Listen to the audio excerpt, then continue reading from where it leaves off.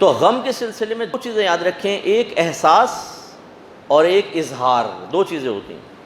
ہمارے نبی کریم صلی اللہ علیہ وسلم نے جو ضابطہ بیان فرمایا، بظاہر وہ ایک بیوی کے لیے ہے، لیکن یہ پوری امت کے لیے عام ہے کہ ہمارے نزدیک، اہل سنت کے نزدیک، کسی کی وفات پر 3 دن کے بعد اظہار غم منع ہوتا، اظہار غم منع ہوتا ہے۔ ہاں، شوہر کی وفات پر بیوی 4 ماہ 10 دن تک اظہار غم کرے گی،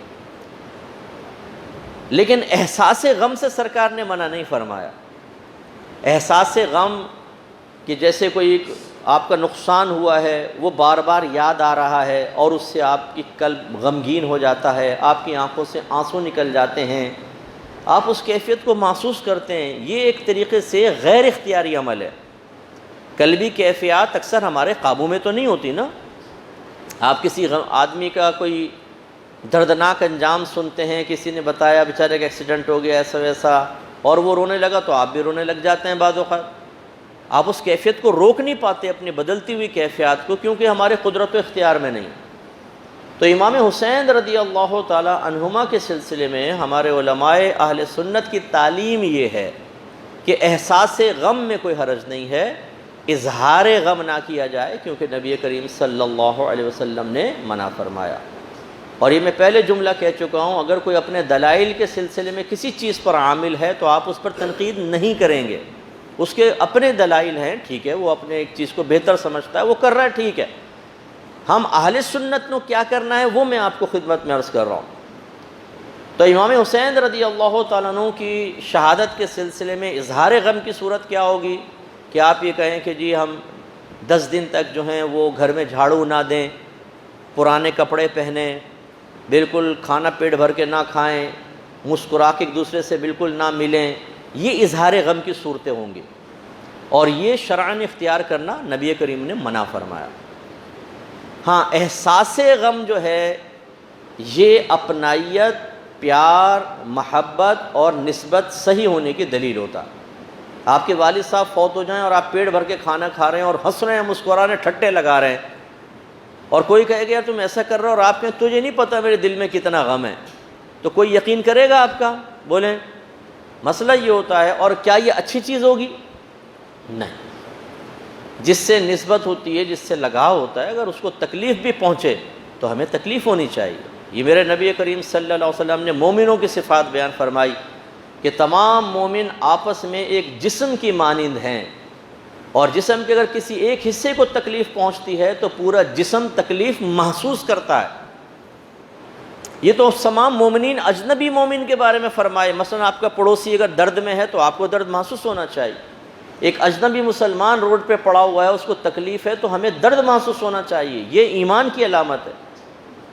چاہے جائے کہ میرے آقا صلی اللہ علیہ وسلم کا کوئی معاملہ ہو یا آپ کے جگر کے ٹکڑوں کا معاملہ ہو، امام حسین رضی اللہ تعالی عنہ جیسی شخصیت جن کو سرکار نے چوما ہے، سینے سے لگایا ہے، اور حسنین کریمین کے بارے میں ہی منقول ہے کہ ان کو کندھے پہ اٹھایا ہے سرکار نے، سجدے ان کے لیے طویل کر دیے ہیں، کیونکہ حجرہ 7 تھا حضرت علی کا، بچے چلتے ہوئے ہاتھ پاؤں کے بل، چھوٹے بچے ہوتے ہیں، وہ مسجد میں آ جاتا تھا بچہ، اور سرکار سجدے میں ہوتے تھے اور وہ آپ کے گردن پر سوار ہو جاتے تھے، کیونکہ نانا جان کھلاتے تھے، اور جب کوئی اس طرح کھلاتا ہے تو بچوں کو عادت ہوتی ہے۔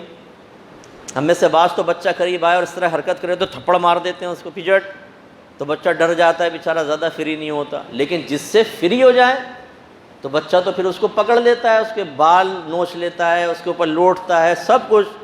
اس کا مطلب ہے بچوں کا آ کے سرکار کی گردن پر سوار ہونا اس بات کی دلیل ہے کہ معمول سرکار ہی یہ ہے، اپنے نواسوں کو کھلاتے ہیں، پیار کرتے ہیں، انہیں قریب کرتے ہیں، اپنے اوپر سوار کر لیتے ہیں، تو بچوں کو عادت قائم تھی، وہ نماز میں آ کے سرکار کی گردن پر سوار ہو جاتے تھے، اور سرکار ان کے لیے اپنے سجدوں کو طویل کر دیا کرتے تھے۔ بعد میں جب صحابہ کرام پوچھتے یا رسول اللہ کیا حالت سجدہ میں کوئی وحی نازل ہوئی تھی کہ اتنا طویل ہو گیا، تو سرکار فرماتے ہمارا بیٹا ہمارے اوپر سوار ہو گیا تھا۔ ان کو بیٹا کہا کرتے تھے، کیونکہ یہ خاصہ ہے میرے آقا صلی اللہ علیہ وسلم کا کہ ہر مرد کی نسل بیٹوں سے چلتی ہے، اور میرے آقا کی نسل بیٹی سے چلی ہے، اس لیے سرکار ان کو بیٹے فرمایا کرتے تھے۔ تو اتنے جس سے سرکار پیار کریں، انہیں سونگھیں، انہیں چومیں، انہیں سینے سے لگائیں، ان کے غم پر پریشان ہو جائیں، سرکار بے چین ہو جائیں. اور پھر ایسا شخص جو ہے وہ طبعی لحاظ سے اگر فوت ہو، طبعی لحاظ، پھر بھی غم ہوتا ہے. اگر آپ کے والد کا انتقال بستر پر ہو، زیادہ بیمار بھی نہ ہو، جدائی کا غم ہوگا کہ نہیں ہوگا؟ دوست فوت ہو جائے بیچارہ کوئی، اگر کسی کی زوجہ محبت ہو تو زوجہ فوت ہو جائے، شوہر فوت ہو جائے، غم محسوس ہوتا ہے، چاہے کوئی خطرناک طریقے سے نہ ہو. لیکن اگر بہت ہی خطرناک طریقے سے ہو تو پھر زیادہ غم محسوس ہوگا. سمجھانا یہ مقصد ہے کہ امام حسین رضی اللہ تعالی عنہ اور آپ کے خاندان والوں کی جس طریقے سے شہادت ہوئی ہے کہ حضرت علی اصغر رضی اللہ تعالیٰ عنہ چھوٹے سے گود میں ہیں اور پیاس کی وجہ سے زبان باہر نکل رہی ہے، اور جب اس بچے کو دکھا کر کہا گیا کہ کم از کم اس کو پانی پینے دیا جائے تو ایک ظالم نے ایسا تیر مارا کہ سیدھا گردن میں آ کے لگا اور بچے کے منہ سے بلڈ باہر آیا. آپ بتائیں کتنا ظالمانہ انداز سے یہ معاملہ ہوا. اور کون؟ آل رسول نبی کریم صلی اللہ علیہ وسلم کا، جن میں خون ہے، خون کے اثرات ہیں، ان کے ساتھ یہ معاملات. اور امام حسین رضی اللہ تعالیٰ عنہ کو شہید، اتنے تیر مارے گئے، نیزے مارے گئے، تلواریں ماری گئیں، اور آپ کے جسد اقدس کو ایک روایت کے مطابق گھوڑوں کی ٹاپوں کے تلے روندا گیا، اور آپ کے سر اقدس کو جسم سے جدا کیا گیا اور اس کو نیزے پہ بلند کیا گیا. یہ الگ بات ہے کہ نیزے پر بھی آپ کے ہونٹ ہل رہے تھے اور آپ قرآن کی تلاوت فرما رہے تھے. یہ کرامت دیکھی ہے لوگوں نے. لیکن یہ کتنی ظالمانہ شہادت ہے. آپ اس واقعے کو پڑھیں تو آپ کی آنکھوں سے آنسو نکل آئیں گے. اب اس طرح کی کوئی چیز اگر سامنے آتی ہے، کوئی واقعہ بیان ہوا اور ہم رو پڑے، احساس غم ہوا، اس میں کوئی حرج نہیں، بلکہ یہ ایمان کی علامت ہوگی. اس لیے کہ میرے آقا صلی اللہ علیہ وسلم نے اپنی نسلوں سے محبت کو ایمان کی علامت قرار دیا. ان سے مومنی محبت رکھے گا اور ان سے منافقی بغض رکھے گا. یہ روایات موجود ہیں. اور قریبی جب کچھ ایسا ہوتا ہے تو غم تو محسوس ہوتا ہے نا. والد صاحب رخصت ہو گئے، سال پورا ہوتا ہے، برسی مناتے ہیں، رو پڑتا ہے آدمی. جو جتنا کلوز ہوتا ہے اس کے اتنے غم محسوس ہوتا ہے. احساس غم میں کوئی حرج نہیں ہے.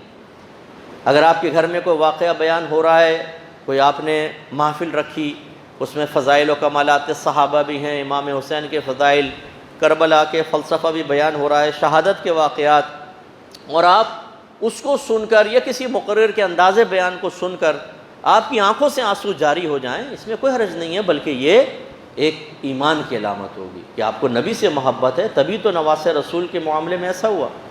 لیکن اظہار غم کے سلسلے میں تھوڑی سی احتیاط فرمائیں، کیونکہ اہل سنت کے نزدیک اظہار غم جائز نہیں ہے.